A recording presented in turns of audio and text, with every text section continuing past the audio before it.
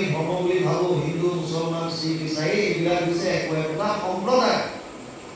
ঈশ্বৰ উপাসনা কৰাৰ পদ্ধতি কিন্তু বৰ্তমান তেওঁলোককো ধৰ্ম বুলি কোৱা হৈছে এইটো বেলেগ কথা কিন্তু একোটা সম্প্ৰদায় ধৰ্ম অকল মানুহৰ যে আছে এনেকুৱা নহয় বস্তুৰো আছে ধৰ্ম অবিহনে অস্তিত্বই নাথাকিব যেনে জুই ধৰ্ম ই তাপ দিয়ে পোহৰ দিয়ে সংস্পৰ্শত আহিলে জ্বলাই দিয়ে এইটো জুই ধৰ্ম যদি জুইয়ে তাপ দিয়াটো বাদ দি দিয়ে যদি জুই প্ৰকাশটো যদি নাইকিয়া হৈ যায় জুইত যদি সংস্পৰ্শত আহিলে যদি জ্বলোৱাৰ শক্তিটো নাইকিয়া হৈ যায় তেতিয়াহ'লে জুই হৈ নাথাকিব অস্তিত্ব নাইকিয়া হৈ যাব শ্ৰেণী ধৰ্ম মিঠা শ্ৰেণীৰ পৰা যদি মিঠাপনটো নাইকিয়া কৰি দিয়ে শ্ৰেণীৰ অস্তিত্বই নাই কোনে শ্ৰেণী বুলিব প্ৰত্যেকটো বস্তুৰ নিজস্ব ধৰ্ম আছে মানুহৰ ধৰ্মৰ বিষয়ে মনুস্মৃতি 10টা লক্ষণ দিছে ধৃতিক সমাজ দমু অস্তেয় শৌচম ইন্দ্রিয় নিগ্রহ ধীর বিদ্যা সত্যম অক্রোধ দশকম ধর্ম লক্ষণ ধর্ম 10টা লক্ষণ দিছে আৰম্ভ কৰিছে ধৃতিৰ পৰা ধৃতি মানে ধাৰণ আমি যিটো ধাৰণ কৰি ৰাখিছো সেইটোৱে আমাৰ কাৰণে ধৰ্ম আপুনি নিজক কি বুলি ভাবে মই ভাৰতীয় মই আমেৰিকান মই শ্ৰীলংকান মই পাকিস্তানী মই কেও মই কলিতা মই আহোম মই কোচ মই শংকৰী মই মহাপুৰুষীয়া মই বেলেগ কিবা মই অমুক আপুনি কি বুলি নিজক ধাৰণ কৰিছে ইণ্টাৰেষ্টিং কথা ছোৱালী এজনীয়ে যদি সৰুৱে পায় মনত যদি ধাৰণ কৰি ল'লে যে মই ল'ৰা আৰু চলন ফুৰণ কথা বতৰাৰ ষ্টাইল যদি ল'ৰা কৰি যদি ভাবি পৰি গ'ল ডাঙৰ হ'লে এনেকুৱা ৰিপৰ্ট আছে ভাৰতত এতিয়া যে লিংগ পৰিৱৰ্তন কৰি সঁচাকৈ ল'ৰা হৈ গৈছে কেৱল পুহি ৰাখিছে মই ল'ৰা বুলি আপুনি নিজৰ ধৰ্মটো আপুনি যিটো পুহি ৰাখিছে সেইটোৱে আপুনি হৈ যাব আপুনি কি হৈ ৰাখিছে আমাক এতিয়া গুৰুজনাই কৈছে মহাপুৰুষ মাধৱদেৱে লিখিছে যে প্ৰথমতে ধাৰণ কৰক যে মোৰ কোনো জাতিয়ে নাই নহজাত আপুনি চাৰি আশ্ৰমী নহবাতি নহ ধৰ্মকীয় দানব্ৰত তীৰ্থগামী কিন্তু পূৰ্ণানন্দ সমুদ্ৰৰ গোপী ভট্টা পদ কমলৰ দাসৰ দাস তাৰ দাসৰ প্ৰথম কথা দাস্য ভাৱ আমি ভকত চব কৃষ্ণ ভকত কোনো আমাৰ মাজত বেলেগ জাতি নাই উচ্চ নিচ ধনী দুখীয়া কোনো জাতি ভেদ নাই চব আমি একেই ধাৰণ কৰক এবাৰ তাৰপিছত আনন্দ চাওক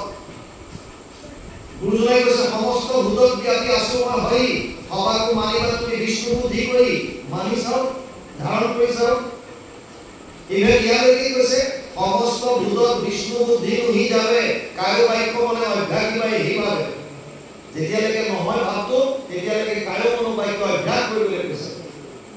কোনটো ষ্টেজলৈকে কুকুৰৰ ষ্টেজৰ গৰ্দত ভৰা আত্মাৰ হাত জানিয়া সবাকো কৰি কৰিব প্ৰণাম এইটো স্থিতি পোৱা লাগে ধাৰণ কৰিব লাগিব মনত তেনেকৈ আনিব লাগিব যে সমস্ত জীৱ বিষ্ণুময় তেতিয়া কাৰো প্ৰতি ঈৰ্ষাদেশ নাইকিয়া হৈ যাব দ্বিতীয়টো কৈছে ক্ষমা যদি আপুনি দোষ কৰিছে কাৰোবাৰ ওচৰত ক্ষমা খোজক লাষ্ট কৰিব মোৰ ভুল হ'ল ক্ষমা কৰি দিব আৰু যদি কাৰোবাক ক্ষমা কৰি দিবলগীয়া আছে ক্ষমা কৰি দিয়ক মনত ঘূৰি নাথাকিব দমো আৰু ইন্দ্ৰিয় নিগ্ৰহ মন আৰু ইন্দ্ৰিয়ৰ ওপৰত কণ্ট্ৰল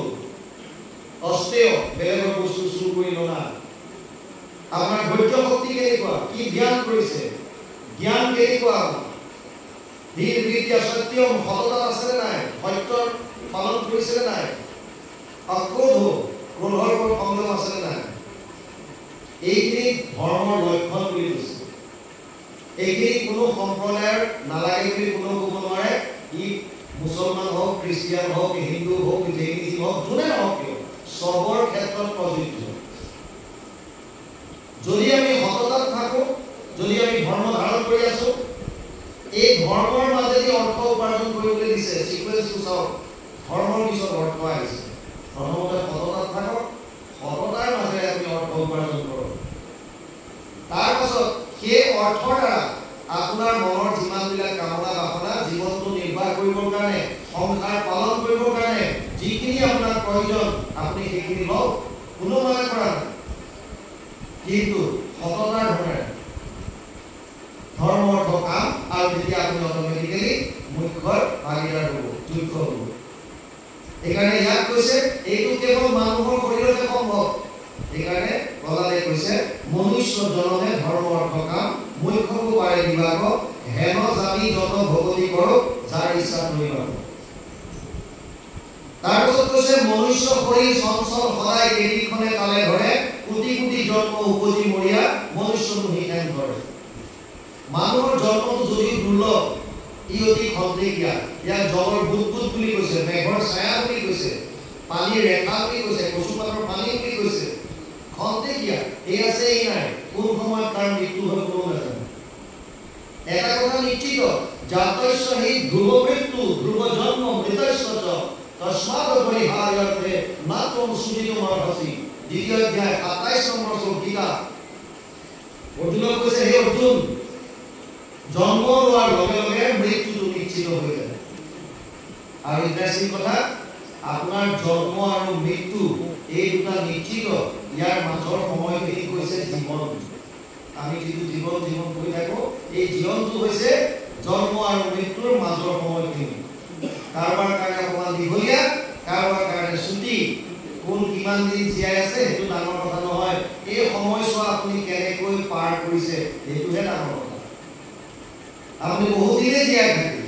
কিন্তু যদি আপুনি শাস্ত্ৰৰ মতে একোৱে নকৰিলে তেতিয়া আৰু সদায় 2 দণ্ড মাত্ৰ জীয়াই আছিল, 2 দণ্ডতে ঈশ্বৰ উপাসনা কৰি পৰমগতি লাভ কৰি দিছিল। গতিকে আল্টিমেটলি আপোনাৰ জীৱনটো নিৰ্বাহ কৰিবৰ কাৰণে এই কথাখিনি আগতে বুজি ল'ব লাগিব।